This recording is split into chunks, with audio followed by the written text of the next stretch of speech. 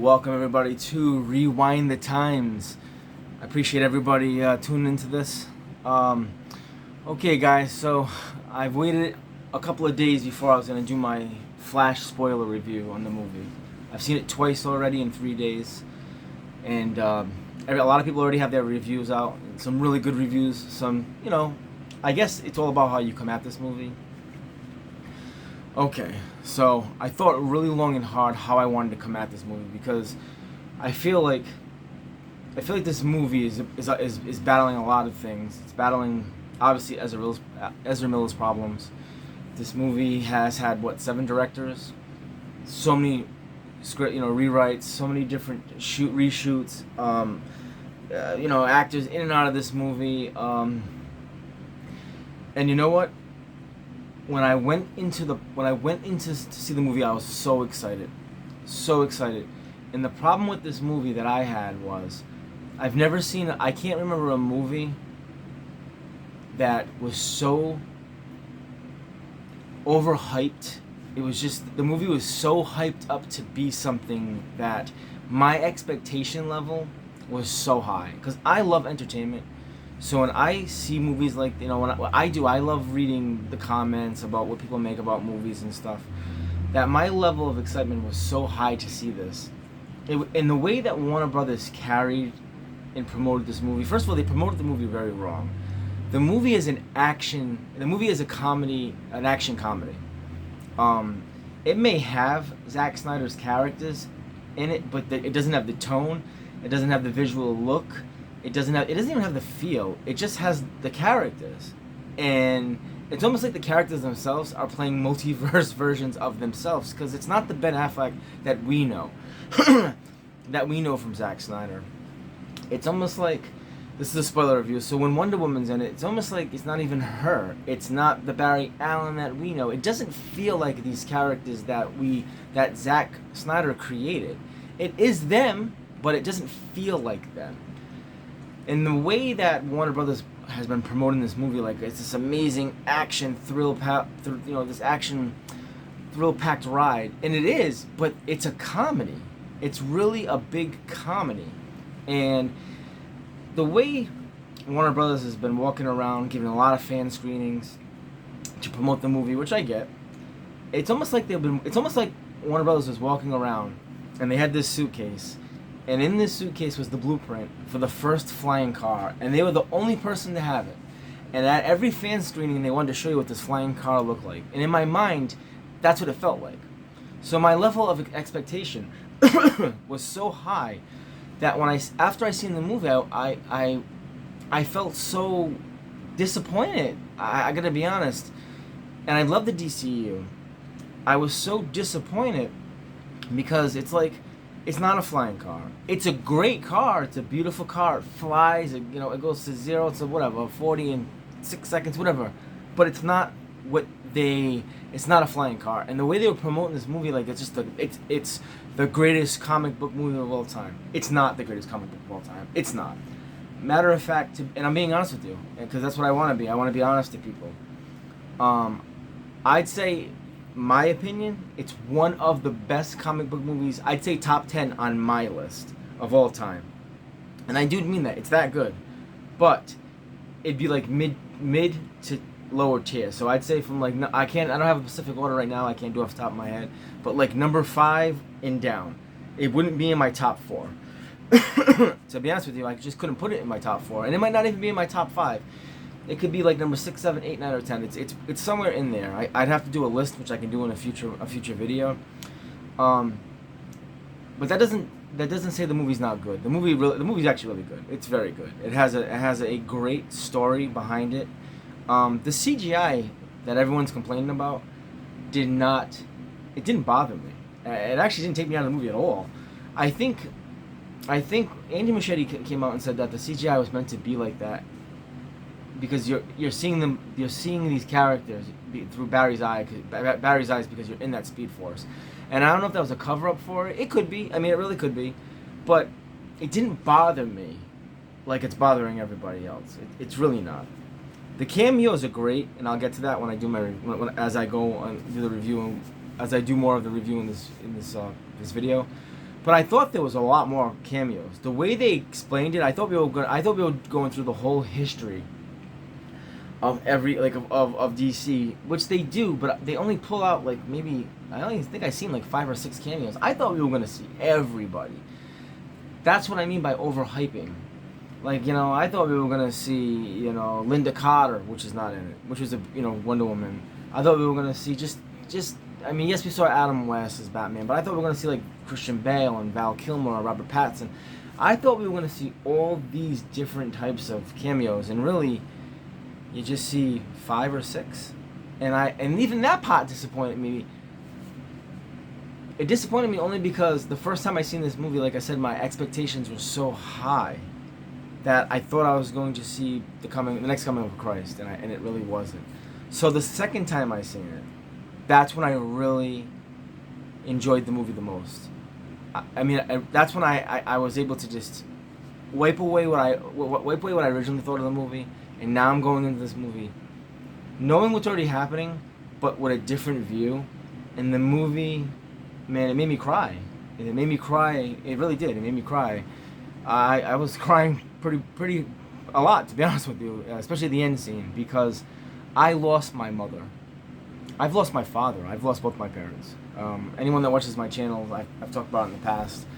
I lost my dad when I was 5 to a car accident. My father was saving a woman on the highway, and he had her in his arms, and he got hit by a tractor trailer. She lived, but my dad died. My dad was 25 years old. I was 5 years old at the time. My mother died at 49. What struck a nerve with this movie was when I get to, later on in the movie, Barry has to say goodbye to his mom. Like, literally, he says goodbye to her. He talks to her, he says goodbye to her. Well, I talked to my mom 20 minutes before my mom died. Not knowing my mom was going to die, I just had a conversation with her. And it was one of the weirdest conversations because it was almost like we were saying goodbye, not knowing that we were saying goodbye. Those emotions and feelings that I was going through at that time when it happened in 2010, this movie pulled them out, and they pulled them out and played with them like a violin, because that's what Barry was going through in the movie. The movie is truly about maturity. The Flash movie is truly about choices we make. Ben Affleck has his Batman, which I can't talk about him, has an amazing line in this movie where he's like, our scars define who we are. And it really is true. And as much as we want to go back and we want to change the wrong to make it right, we may not be where we are right now if we do that. I may not be talking to you if I go back and do something. You may not be watching this video if you go back and you change something. You're right where you're supposed to be. God has you right where you're supposed to be. Good or bad, you're right where you're supposed to be. And in life, every time we walk on this path, we always have 2 choices.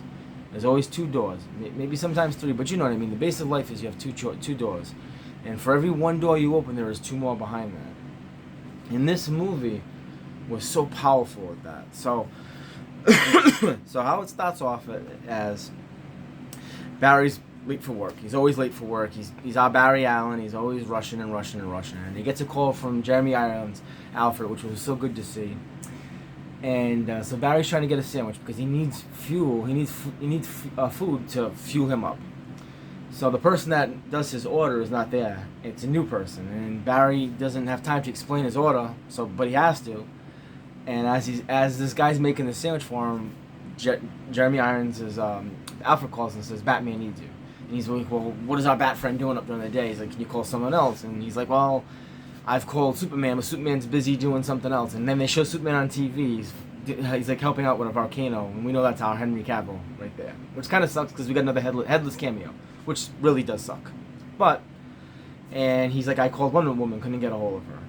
And they didn't mention Cyborg, and I don't believe they mentioned Aquaman either. So at that time, so he goes in the bathroom, he changes, and he comes out, and he's the Flash. And he kind of makes a joke to a pedestrian that walks by because someone's like, "I love you, Flash," which you see on the screen.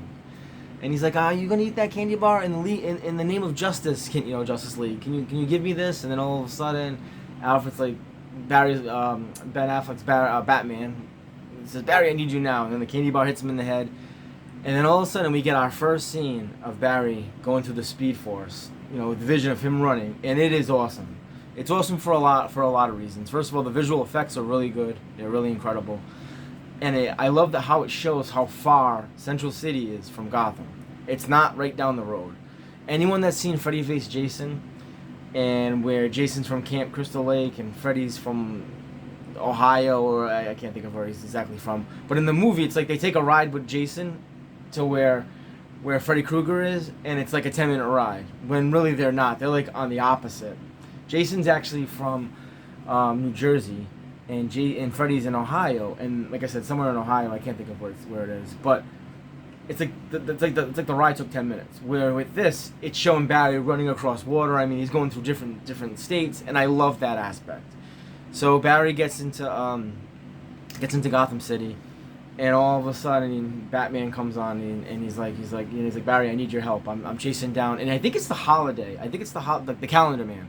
I think it's the Calendar Man, if I'm correct. If you listen to it, and I've heard some other people talk about it, I think it's the Calendar Man. They got some bomb they want to blow up a school or something. They got some sort of chemical warfare, and Batman's chasing him. And all of a sudden, Barry, as he runs into Gotham City, he's in front of a building. It's a hospital, Gotham Central, I think it is. You've seen it in the previews where the ground's falling apart and everything. So Batman goes, I need you to take care of this while I take care of these people. And all of a sudden, Barry's like, well, where are you, Batman? And all of a sudden, you've seen in the commercial,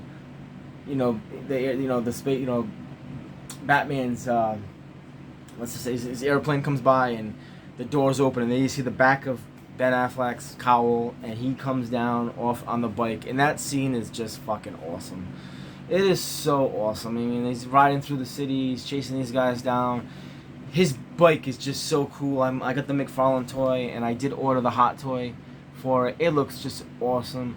And then he gets knocked off his bike, and then, like you've seen on the commercial, he uses his grapple gun, he shoots the car, and now he's flipping. It's such a cool scene, man. And people complained about the CGI. The CGI didn't throw me off at all.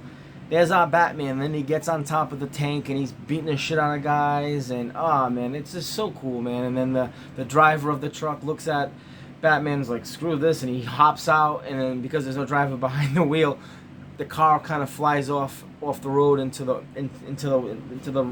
ocean. And Alfred's like, if those chemicals hit the water, it's gonna kill Gotham by noontime. And all of a sudden, Batman's holding on to him, and you hear Wonder Woman's music comes on, and she hits him with the lasso of truth, and she pulls them up, and then all of a sudden now you got the three you got the three members of the Justice League. But before that happens, when that scene's so cool, before that happens, Barry has to save babies literally falling out of a hospital building. But his calories are running low, because remember, he needs fuel because he burns so many calories. So he's chasing up the building, and all of a sudden the babies are falling out of the window. They're coming everywhere. And I'll tell you right now, I'm glad the babies they look CGI. And I'll tell you now, I'd rather see a CGI baby than see a real baby falling. I don't know. It looks better in the CGI to me. But then again, remember, you're seeing this vision through Barry's eyes. So the babies are falling, and Barry, he sees a vending machine, and he puts his hand to the vending machine, and he's snacking up, he's refueling all his food, and then he starts saving the babies. Yes, he puts a baby in a microwave because it protects the baby from fire. And then there's like shards of glass going towards the baby, and he hits this fire extinguisher, and it flies through the air, and it kind of like taps the baby a little bit to move it away from the glass. I mean, it's done. It's done as a gag, and it looks really cool. And then all of a sudden, he's got like a bed gurney, and he picks up the baby, and he's putting him on the gurney. And then the woman that falls out of the hospital with them, she's freaking out because now he's on the ground. He's got all the babies lined up, and there's one in the microwave. And he pulls the baby out of the microwave, and the nurse, she's like, she's screaming. It's a funny scene. It's cool. It is kind of cool. I liked it. And so that's that scene. And then all of a sudden, Barry takes off, and then he goes to where Wonder Woman, Ben Affleck's Batman is, and the criminal. And there's a little running gag because the lasso of truth makes you speak the truth. And Ben's like talking about how his ego is too big for who he is, and he could just do a lot more with his money, and he doesn't have to give up his body. And it's a really funny scene. And what sucks is the cameo from Wonder Woman. It's great to see her, but it's so quick. And then she flies off, and the way she flies off, I think it makes Wonder Woman 1984 canon to this movie. So that scene happens. And then Barry goes to work, and his boss is complaining how, Barry, you're a great guy. You shouldn't be where you are. You're so much smarter than you are, but you're just always late. Your responsibilities are late. So then Barry's father calls, and he's talking to his father in jail, and his father's talking about, they're just reminiscing about their mom, because Barry's father has a court date coming up because they found some new evidence to see if Barry's father can get out of jail, because the whole reason all this happened was because they were making, I believe it was a Sunday dinner. The mother was making pasta, and she didn't have enough cans of pasta. So she asked the father to go run to the store to get a can of tomatoes. And he ran to the store to get tomatoes, and Barry was upstairs. And I'm assuming, which I wish they would have showed, but I'm assuming that someone broke in thinking that no one was home, and the mother got stabbed. I wish Barry could have, with his powers, could have looked for the killer, but he just didn't. They didn't do any of that. But us DC fans, or just comic book fans, know that the real killer is Eobard Thawne, the Reverse Flash. I was kind of hoping they were going to show that or tease that somewhere, but unfortunately they didn't. I don't know if that's going to be on the sequel, if they make a part 2. I hope and pray. But for some reason, they just didn't do that. So anyways, so Barry's like, he has a conversation with Bruce. Well, he has a conversation with Iris West before that. But then he has this conversation with Bruce, which you see on TV, about how our scars define who we are. I mean, it's a great speech. And Barry's like, Bruce, I can go back, I can change things. And Bruce is like, well, like you did previously, talking about Zack Snyder's Justice League. So it makes that makes that movie canon to what this is. And he's like, but Bruce Wayne's like, Ben Affleck said, but if you go back and you change it, it's gonna be the butterfly effect. One shade of one shot of grass can ruin everything. And then Barry's like, but I can bring your parents back, Bruce. But see, Bruce is who he is because of his parents' death. And and he's talking about a little bit about himself, and it was just really heartfelt the way Bruce was talking about himself. He's like, look at my life. I'm lonely. I'm by myself. Yeah, I'm rich. I may have all this money, but I'm lonely, and it's sad. That's why I think Ben Affleck's Batman is so great, because I love the Frank Miller version, and that's essentially what Ben Affleck is. The cowl, the logo, everything. It's Frank Miller's version of The Dark Knight, and I love it. And this movie I wanted to see more of Ben. If I'm being honest with you, I wanted to see more of Ben. And I don't want to see Ben go.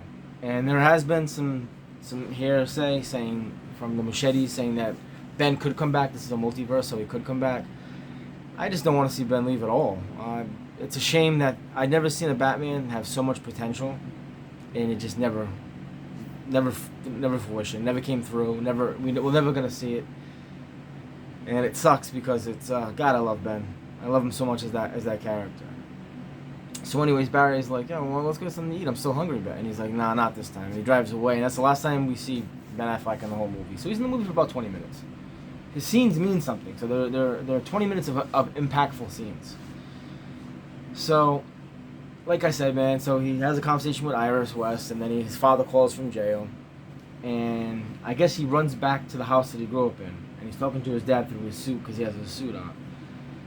And all of a sudden, they're reminiscing about their mother and how she used to dance when she was cooking her Sunday meal, and how the house would smell like pasta. And the call just ends because he's in jail. He's on a timer, Barry's father. So all of a sudden, Barry just takes off and he's running as fast as he can because he's angry as hell. And all of a sudden, he goes into something called the Chrono Bowl. And he's seeing all these memories. He's seeing everything. And all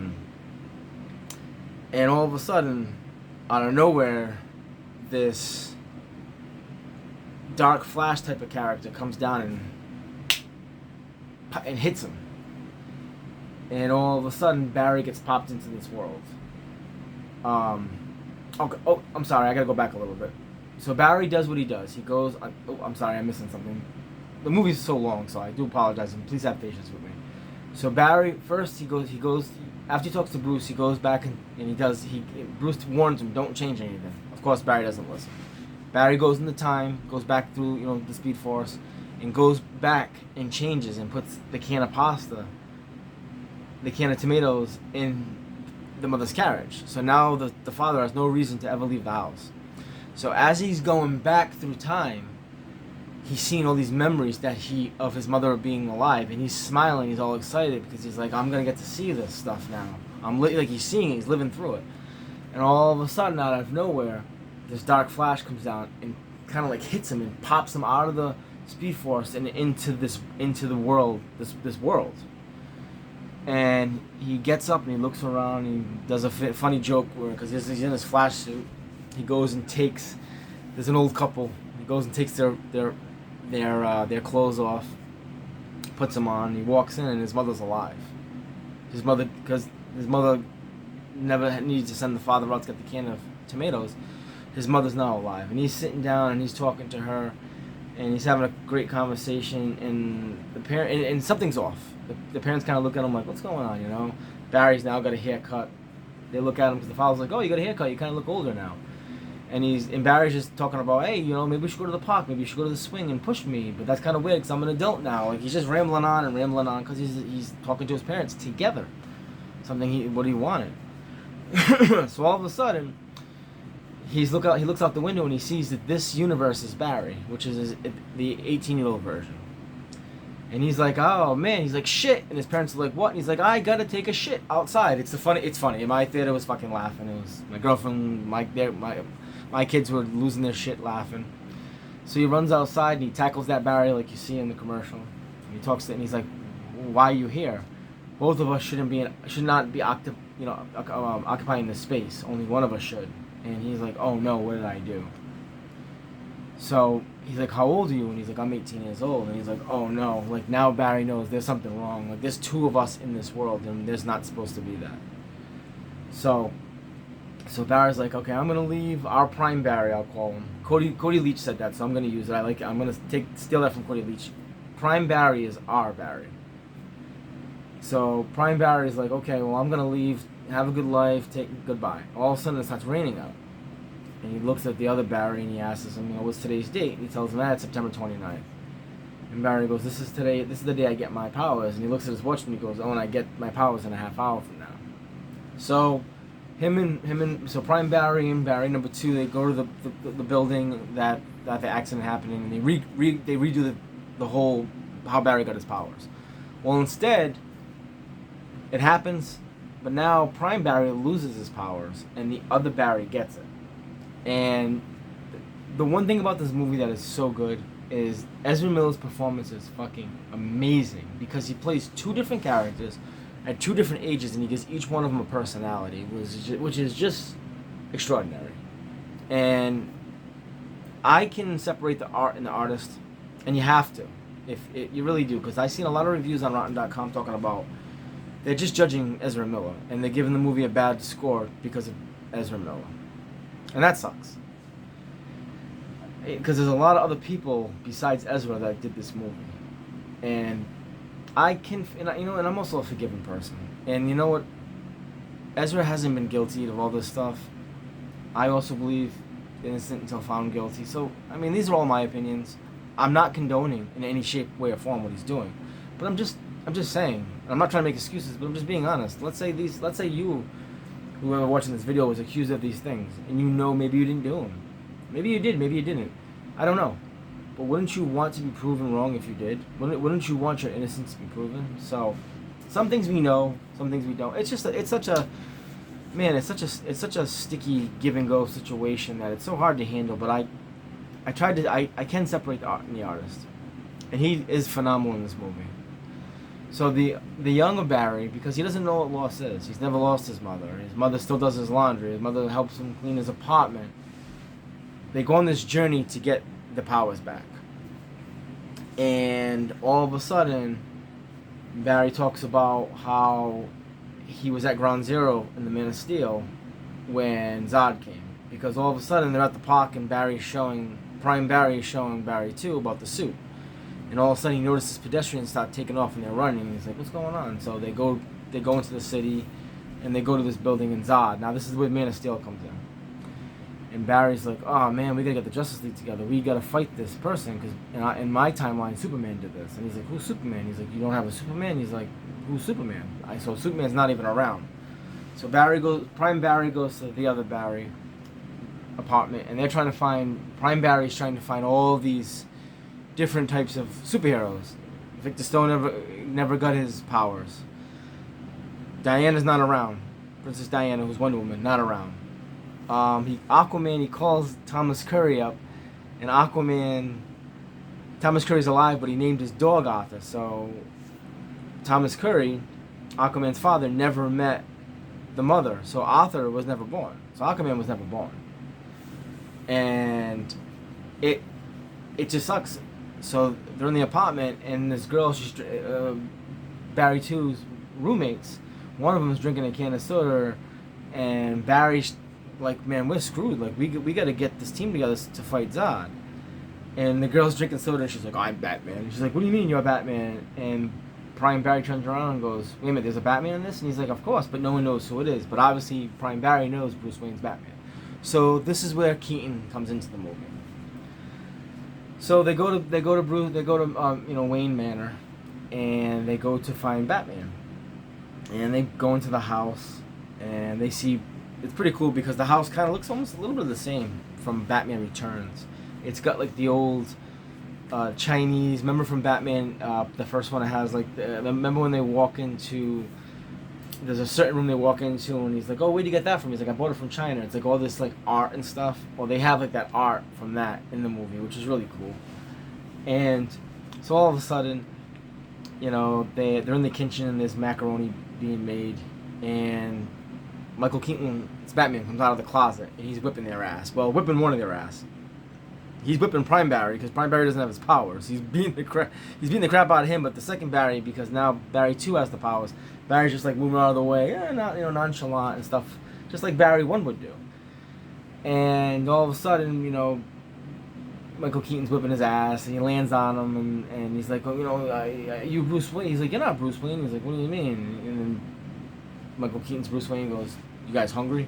So he starts making pasta, and then they start talking about the multiverse, and he explains the multiverse like spaghetti, and it's probably the best way to explain it. If you do something over here, if you do something right here, it changes the beginning and the end over here, and there's different timelines that we cross, and basically what you do is, at the end of the day, when you do all this shit, he takes the pasta and he pours it in, and it's like you have this big hot mess, and he pours the pasta sauce in the bowl, and he's like, you just have a hot mess.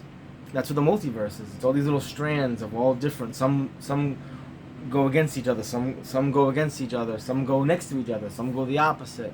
But there's always a past, a beginning, and an end. A beginning and an end to these worlds.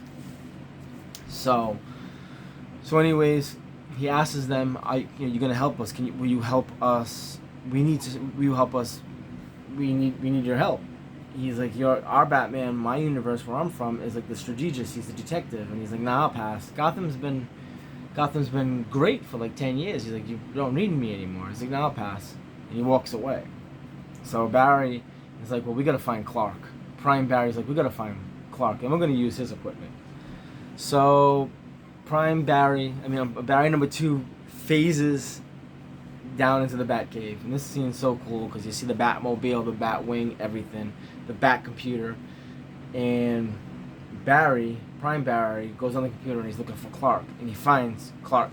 He finds where Superman is. He's in this Russian military base, and Batman comes down and he talks to him, and he's like, all right, I'll help you. I'll help you find this Earth Superman. And that's when you see him come down, and he's like, I'm Batman. So they go into the Batwing and they go to the Russian military base, and this is so cool, man, because I think the best fight scene that Batman's ever had is in BVS. Everyone talks about Ben Affleck's scene; it's incredible. It's such a great scene. Well, this is definitely, in my opinion, I think a lot of other people's opinion, the second best Bat fight scene of all time.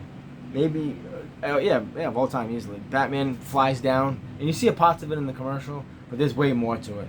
He shoots a grappling gun at the guy, and the guy's coming, and he gives him a roundhouse kick, and he's throwing these boomerangs, and they're just flying around, and he's kicking the shit out of everyone. I mean, it's just done so fast and so quick. It's just really cool, and it's just an awesome sequence. Just an awesome sequence. Well, they go anyways, and this is where they find Zor-El, the girl, Kara.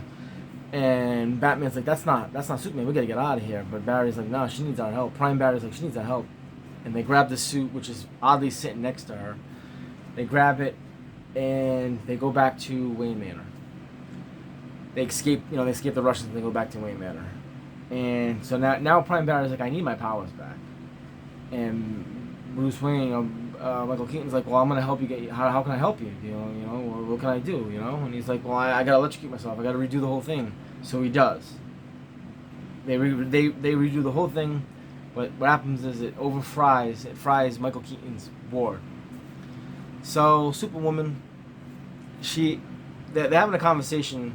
Well, okay, when they first get there, Barry 2 goes on the roof, and remember, the sun gives her power. So the sun gives her power, and then she takes off. She takes off because she wants to go see what's going on with Zod, and she finds Zod, and they zoom in on Zod, and this Zod is very robotic. It doesn't feel like it's our Zod from Man of Steel. It's a very robotic Zod. It's like he's just doing the motions. I'm Zod. I'm here to take your planet over. It's just very weird. Fiora's with which is really cool to see. But it doesn't feel like I said, these are Zack Snyder's characters, but they're not portrayed like Zack Snyder's movies. And that's the selling point, is these are Zack Snyder's characters, but they're not. And a lot of people want the Snyderverse back, me including it, and it sucks because I was kind of going into it thinking that these are going to be those characters, and they are, but they're not. It's like looking at your girlfriend. Yeah, it's my girlfriend. She may look like her, act like her, smell like her, but she's not acting like her. What the fuck is going on? And that's what's wrong with this movie. So anyways, she flies away. She sees Zod. Zod starts killing people. So she flies back, and she flies back just in enough time. She flies back to Wayne Manor just in enough time to see that the circuit board fried. Barry sitting there, looks like he's dying because he just got electrocuted. Prime Barry sitting there, looks like he just got electrocuted from, he looks like he's dying because he just got electrocuted. This is a cool scene, so Kara Zor-El picks him up. Supergirl flies up in the air, goes into like the clouds, and they get a lightning. They get struck by lightning. They don't show it; they just show a big flash. She comes back down. Barry 2's like, come on, buddy, come on, and all of a sudden, because he's like, this Prime Barry has smoke all over him. He just got electrocuted. And all of a sudden, he starts seeing Barry, Prime Barry, our Barry, get his powers back. And he like snaps his fingers, and he's got the new suit on. And while he's doing that, Barry 2 is making a suit with the old Batman stuff. So that's what the suit that you see that on TV and stuff. Pretty cool. So Supergirl looks at them and says, "Why did you help me?" Well, first she goes, "Do you know what this stands on my chest?" And Barry goes, "It stands for hope." And then he goes, "Why did you help us? Why did you help me?" And she's like, "Because you needed help." Give me 1 second, guys. He's like, "You needed help. That's why I helped you. You needed help." So he helps her.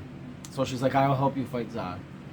So in the background, Bruce Wayne's dressed up. He's got everything on except the mask. And he's like, "So what do you call yourself? Where you're from?" And he's like, "Well, we call ourselves the Justice League." And he's like, "Well, what kind of..." Prime Barry's like, "Well, kind of like the Justice League. We got our version of Superman. I'm the Flash, and we need a Batman." And he's like, "Are you in?" And he's like, that's when you see he's like, "You want to get nuts? Let's get nuts." And he's in. And they fly, and they go to fight Zod. And that's where you see that big battle in the desert. And it's actually really cool. I think when you see it on TV, or even on like TikTok, or with people taking pictures with their camera, it doesn't justify it. When you see it on the big screen, it looks really cool. And yeah, some of the CGI may be a little wonky, but I didn't feel like it was. It never took me out of the movie, and that's why I say the CGI, it just didn't bother me. I mean, there's some really cool scenes where they're together, the two Barrys, and they're like, "Let's do this. Let's," he goes, "Come on," let's party. And what does he say? He makes like kind of a joke. He goes, let's go party like Barbie, and you know, it's just funny, man. And they're circling around there. It's actually really cool to see both Barrys together, both Flashes together, kicking ass, and they're doing the whirlwind punch, something that you see in like a comic book. And dude, it's actually really fucking cool. It really is cool. Well, anyways, while those Barrys are fighting the Kryptonians, Michael Keaton's Batman's in the sky with the Batwing, and he's fighting, you know, the big ships, and he blows a few of them up. And then Supergirl gets up to Zod, and she's, what did you do? And he explains, and Zod's like, well, we needed just like a Man of Steel, we needed that thing to do our people over again, and we intervened and found Zor-El, you know, Superman's ship, the baby, and he didn't have the DNA that we needed. You guys know what I'm talking about from Man of Steel. I'm sorry, it's just kind of the real name of it's slipping my mind. But you have it. It's in your DNA. And she's like, well, what did you do with Superman, you know? And he's like, well, we killed the baby. So Superman never even made it to this world's universe. This universe's world, I should say. And she's like, what did you do? And then she, like, you know, how you see that in the commercial, and she hits him with the eyes, and she's kicking his ass, and he's kicking her ass. And all of a sudden, like, she's beating the shit out of him. And all of a sudden, he pulls out his blade, and he stabs her in the back and kills her. And Michael Keaton gets shot from behind, and he's his Batwing. He's like, I can't eject. He's like, if I'm going down, I'm taking the big ship down too. And he goes and he pretty much suicide bombs and kills himself. But he takes out the big ship, and Barry 2's like, this can't happen. This cannot happen. We need to go back in time and bring these people back, because we can do that. So they do. They do that. And now all of a sudden, Supergirl dies a different way, but she still dies. Batman still dies, because he fights the big guy. And that scene is really cool. So he shoots the big guy, and the big guy jumps up on the ship and bursts, punches the Batwing, and that's when Michael Keaton comes down like you see in the commercial. And then he's on top of him, and he's flipping all over him, dropping bombs, boom, boom. Now think about it. Michael Keaton's Batman from '89 is fighting a Kryptonian. In that moment, I'm geeking out. I'm like, this is amazing. He's dropping bat bombs on him, boom, boom, boom, boom, blowing up. But this guy, this big Kryptonian, is just taking Batman and just flinging him around like he's trash. And remember, Michael Keaton, this Batman's like 70 years old. So he's sitting on the ground, and he just looks beat up. And the Kryptonian has this bomb on his head, and boom, goes off, and the Kryptonian lays on the ground, and Prime Barry's like, he's like, can I save you? And Barry's like, not, and Michael Keaton's like, not this time. And he's like, I gotta bring you back. And he's like, you did, kid. You did bring me back. And it was just a really cool moment. But the other Barry's like, we gotta go back in time and do this again. So he went in, he keeps going back in time, and he keeps doing this and doing this and doing this. And the other Prime Barry chases him, and he realizes this world, no matter what, is meant to die. It doesn't matter how many times you do this, it's meant to die. And as he's doing this, as they're going back and trying to fix this, when Michael Keaton puts a bat bomb on the Kryptonian and his body blows up, shards of the Kryptonian armor goes through Barry too. So Barry now has these spikes on him. And every time he comes back, he's coming back. Every time he tries to fix it, he's coming back, going through the Chrono Bowl, through the Speed Force. He comes back and he has more spikes on him.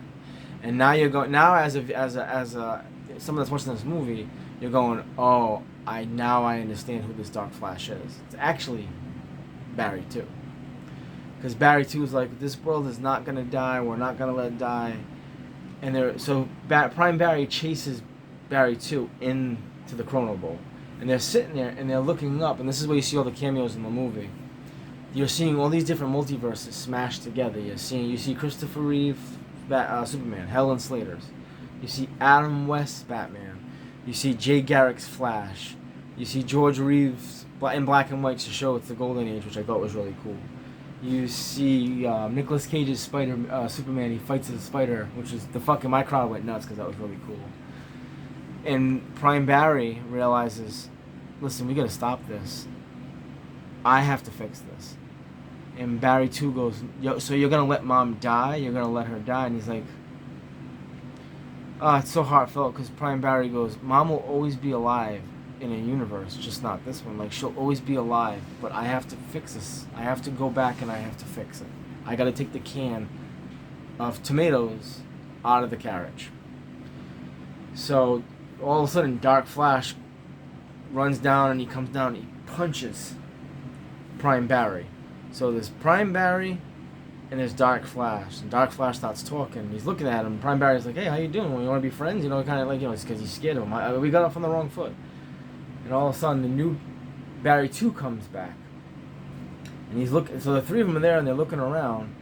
And something happens where, Barry 2 goes to electrocute him with his powers, Dark Flash, and Prime Barry does it too. And all of a sudden, a piece of the Dark Flash falls off of his face, and they realize, wait a minute, this is Barry too. So Dark Flash is like, Prime Barry's like, how long have you been trying to do this? And the reason he looks like this is because every time he tries to fix the world, he comes back all messed up. So he's been at this for like 20 years. He's been doing this for such a long time, and that's why he looks like the way he does.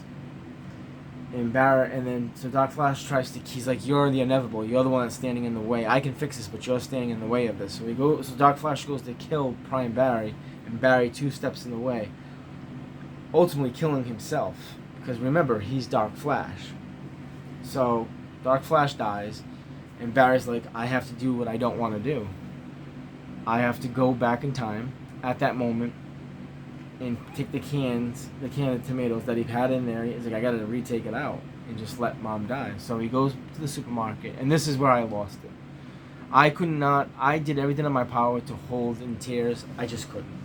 Especially someone, like I said earlier in this video, I spoke to my mother. I had a conversation. My mom told me she loved me. My mother told me that, I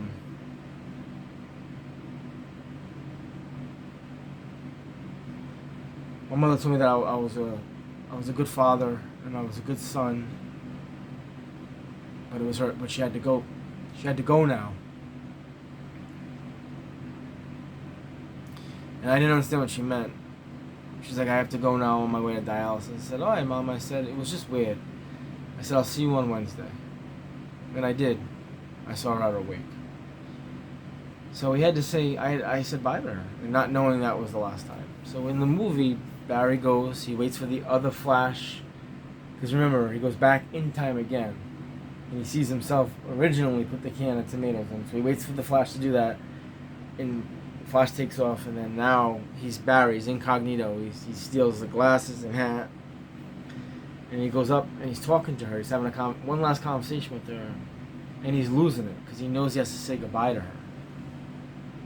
And his mom's like, "You okay?" She pulls out tissues. It's such a captivating performance by Ezra. Oh, I wish he didn't do what he did. I hope he didn't do what he did, I should say. And he's like, "I love you, Mom." And she's like, she's like, you gotta tell us mothers that. We need to hear that more often. He's like, I love you. And he takes the can of tomatoes out, and all of a sudden he goes back, and he thinks he's back into his world. Well, takes that can of tomatoes and he puts it on the shelf. But what we don't know is, what they don't show is, so anyways, he goes back into time, he goes back to his world. Well, he thinks it's his world. He goes back to his world, and because his dad was having court the next day. So all this pretty much happened in, I guess the way time works, all this happened in one day. So he goes back, he goes in the court case, he shows up late. The evidence proves, now all of a sudden, the evidence proves that Barry's father was in the market, because the can of tomatoes was moved from the bottom shelf to the top shelf. So Barry did do something. He did alternate something. So he wasn't supposed to. Remember the tomatoes were at the bottom. He moved them to the top. So Barry's dad would look up when he got the can. So Barry's dad is now free. All of a sudden, he comes out and Bruce Wayne calls. And Bruce Wayne's voice even sounds weird on the phone. And he's like, "Yeah," he's like, "I want to congratulate your dad on getting out." And he's like, "Yeah," he's like, "I'm pulling up right now." So the same car that Bruce Wayne was in early in the movie, Ben Affleck's car, it's the same car. So the car pulls up, and all of a sudden, it's George Clooney. And he's like, who the fuck is this guy? And my theater just lost it. And he's like, he's looking at him. He's like, and George is looking at him. He's like, what's the matter? And he's like, you're not Bruce Wayne. He's like, Barry, what? He's like, you're not Batman. And he's like, Barry. Because remember, no one's supposed to know his identity. And all of a sudden he smiles. And there's a running gag early in the movie, which I should have mentioned. I kind of forgot. His tooth pops out because when they got electrocuted from electricity, when Prime Barry gave Barry 2 his powers, and he smiles and his tooth pops out. And that's how the movie ends. So Barry is around, but now he's in another universe because he took the can of tomatoes and from the bottom to the top shelf. So that's the whole movie. And there is one post-credit scene where it's Aquaman, and he's telling Aquaman there's so many different. So there's different versions of Batman, but your version, I guess, of Aquaman stays the same, except in the world that he was in, his Aquaman was a dog, which is just weird. And Arthur falls into a puddle and says, "Oh, I'll sleep here tonight because I'm right where I'm supposed to be. I'm at home." Looks like dirty water. It's disgusting. And that's how that movie ends. Okay, so how do I feel about the movie? Well, I love the movie. I do love the movie, but I loved it seeing it the second time, knowing what I was going in to see. Like I said 40 minutes ago, this movie has a different tone. If you go into this movie with such high expectations, you need to lower them. Zack Snyder's world is very unique. It's very real. It has a much darker tone. It's a very realism tone. I love his vision. But like I said, these are Zack Snyder's characters, but they're just not him. They're the characters, but they don't feel like them. And they're definitely not portrayed like them. It's just weird. I think we all want the Snyderverse. A lot of people want the Snyderverse back. I don't know if it's ever going to come back. I really don't. Honestly, the more these movies are bombing at the theaters, it's pretty much just telling WB that well, these are supposed to be the Snyderverse characters, and if people want these characters back so bad, why are these movies doing bad at the theaters? So it's like we're telling it's almost like we're telling WB, we want Zack Snyder's version, we want him back, but yet we're not going to go support his characters, so we're going to make these movies bomb. And by us making the movies bomb, WB's going, well, you're just showing us that you don't want that version. It's such a double-edged sword. The DC is fractured. It really is. I hoped and prayed to God that I'm alive, and I mean this. I'm 43. I'll be 43 years old. I hope to see this DC brand back on right track.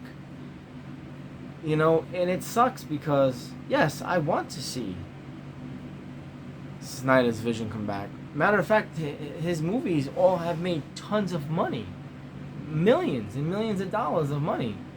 And ever since past Aquaman, these movies, the highest grossing movie so far has been Black Adam.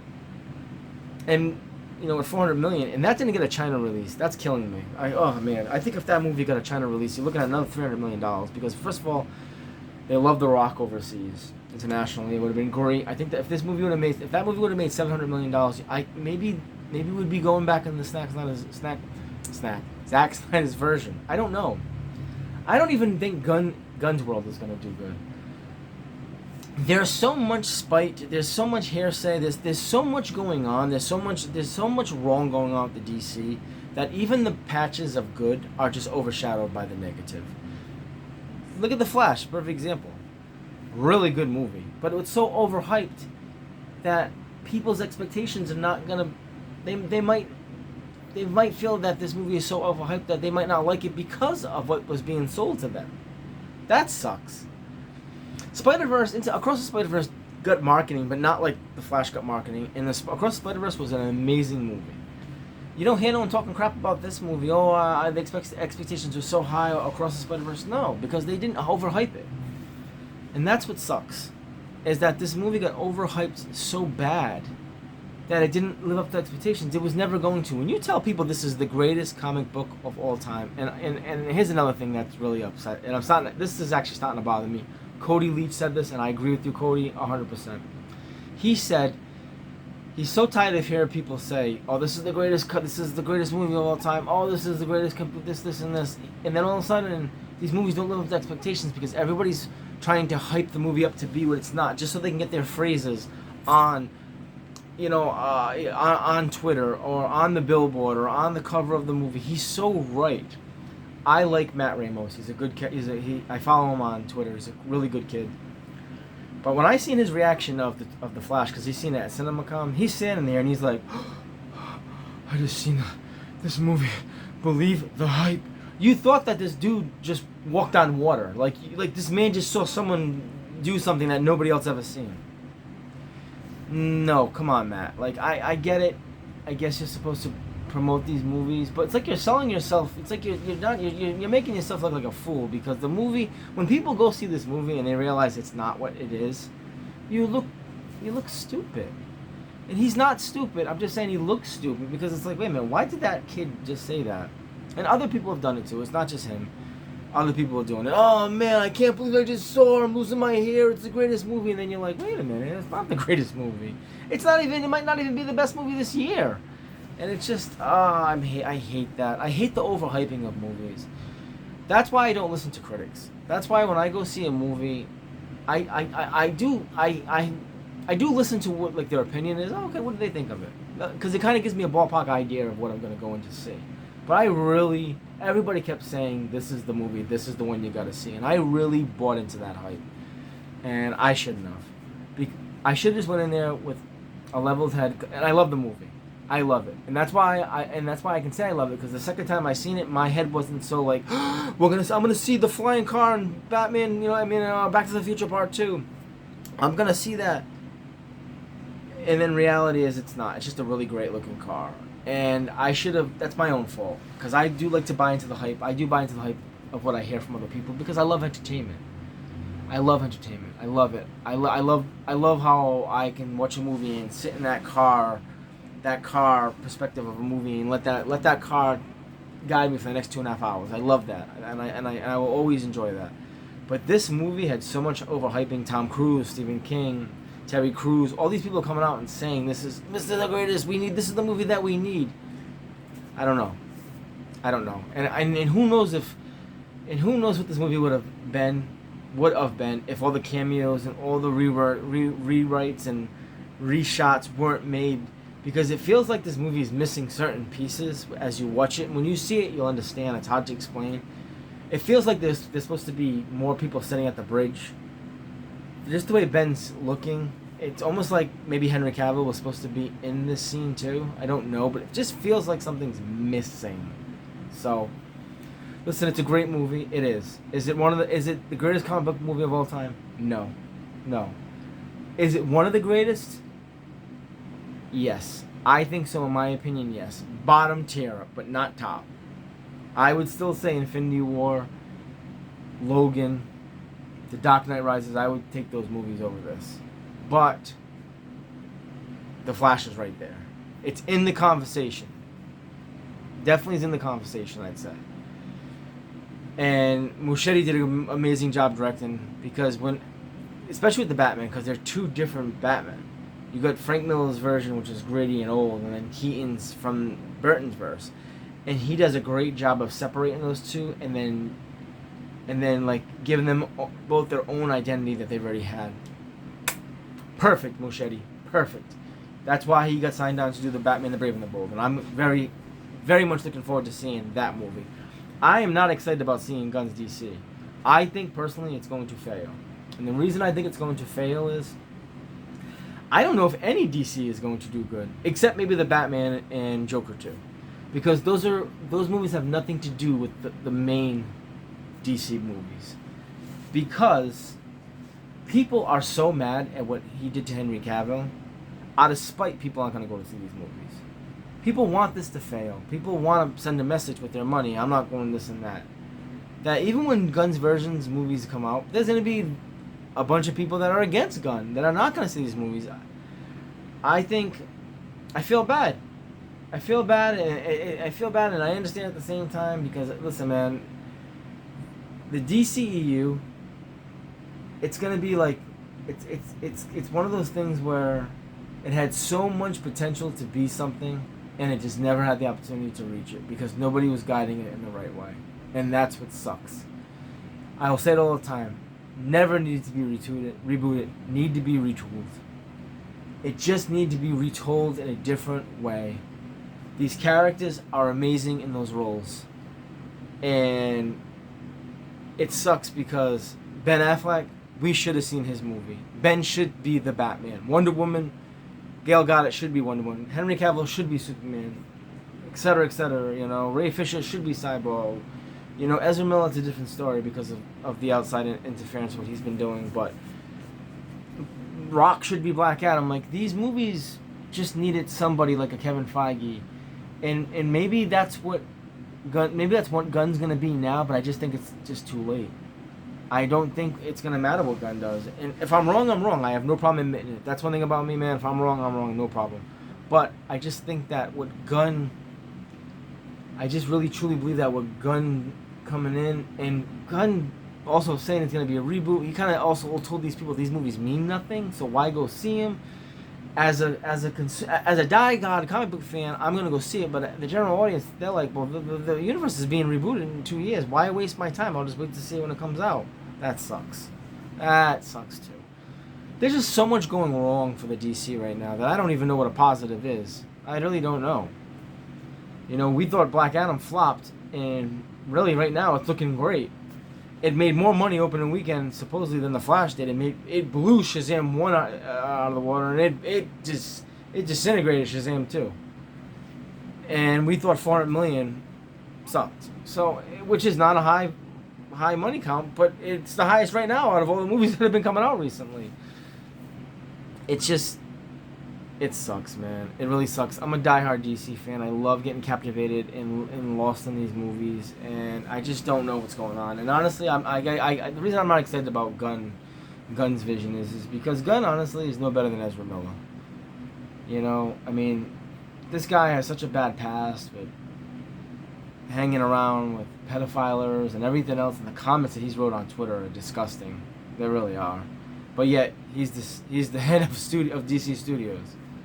So who are we to judge Ezra Miller for things that we don't even know if he did? It's just, dude, it's a mess. It's a fucking mess. Really, excuse my language, but it's a mess. And this guy has a really weird vision, and he's keeping people that are like tied to him. So like Peacemaker's coming back, his vision, his wife Amanda Waller, like all these characters that he built are coming back, and that's not fair. That's not fair neither. So in his movies, I'm just not interested in. The Superman Legacy, I don't know. We'll see, man. I don't know. The Brave and the Bold, I've read them. They're pretty good. I'm glad Muschietti's directing that, but we'll see how it's getting written. Girl of Tomorrow, I hope Sasha Calle stays as a Supergirl, because she should. She did an amazing job. That girl, right place, wrong time, and that's what it feels like. Because her moments on TV on the movie, I'm sorry, are very impactful. She did a great job, knocked it out of all the actors and actresses knocked it out of the water. They all did a great job. But yeah, man. So that's my Flash. What do I give it out of 10? I give it a solid 8 out of 10. Loved it. I'm gonna see it again. I'll see it for a third time. My boys loved it. I'll buy it when it comes out. 100% the first day it comes out. Go see the movie. Go see it. I'd go see it. If you like DC, go see it. Just lower your expectations. And obviously this is a spoiler review, so if you probably already seen the movie, if you're watching my video. So, all right, guys, I'm gonna head out of here. Today's Father's Day. Happy Father's Day to all you fathers out there and mothers that are doing the role of a father. Happy Father's Day to you. So everybody has a great day today. Thank you for the subscribers. I appreciate it. If you can like and share. If you're new to the video, if you're new to the channel, please subscribe. I appreciate it. I try to put videos out every few days. It's just I work a lot, so there's a lot of heart behind my videos. I may not put out every day, but I do love what I do. So, but all right, everybody have a great day. Remember, man, God first and family. So the next video. Take care, guys. Peace.